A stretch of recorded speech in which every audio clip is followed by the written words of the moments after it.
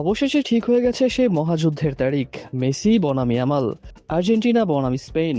বিশ্বকাপের ফাইনালে সেই রোমাঞ্চকর লড়াই এবার ফিরছে মাঠে। কবে, কোথায় এই মহারণ? পুরো ঘটনা জানতে থাকুন ভিডিওর শেষ পর্যন্ত।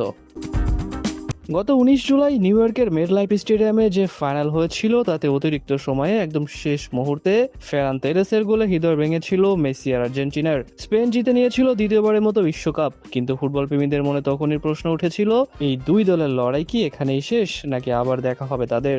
আসলে ইউরো চ্যাম্পিয়ন আর দক্ষিণ আমেরিকা চ্যাম্পিয়নদের মধ্যে যে ফিনালিসিমা ম্যাচটা হওয়ার কথা ছিল, সেটা আগে আটকে গিয়েছিল নানা জটিলতায়। বিশ্বকাপ ফাইনালে দুই দল মুখোমুখি হওয়ার পর এখন গুঞ্জন উঠেছে এই বছরই হয়তো আবারও মাঠে নামবে আর্জেন্টিনার স্পেন, একদম রিম্যাচ হিসেবে। তবে এই ম্যাচ আয়োজন করতে গিয়ে একটা বড় বাধার মুখে পড়তে হয়েছে, কারণ স্পেনের আন্তর্জাতিক ক্যালেন্ডার আগে থেকেই ভর্তি।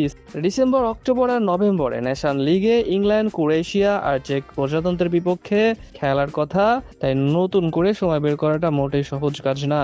কিন্তু এখানে আসল মজার বিষয়, কাতারের সাথে ম্যাচ সম্প্রচারের তত্ত্ব নিয়ে আগে থেকেই কোটি কোটি ডলারের একটা চুক্তি করা আছে। সেই টাকার হিসেব মেলাতে এখন মরিয়া হয়ে উঠেছে উয়েফা আর কনমেবল কর্তারা। তাই তারা চেষ্টা করছে যে কোনো মূল্যে এই বছরের মধ্যে ম্যাচটা আয়োজন করার। সূত্রের খবর অনুযায়ী সম্ভাব্য সময় হতে পারে সেপ্টেম্বরের একদম শেষ থেকে অক্টোবরের শুরুতে, নয়তো নভেম্বরের মাঝামাঝি সময়ে। আর ভেন্যু হিসেবে আগে থেকে ঠিক করা ছিল কাতারের দোহা লুসাই স্টেডিয়াম, যেখানে একসময় মেসিরা প্রথমবারের মতো বিশ্বকাপ উঁচিয়ে ধরেছিল। তবে সবকিছু এখনো চূড়ান্ত হয়নি, কারণ আর্জেন্টিনার নিজস্ব ব্যস্ত সূচি আছে।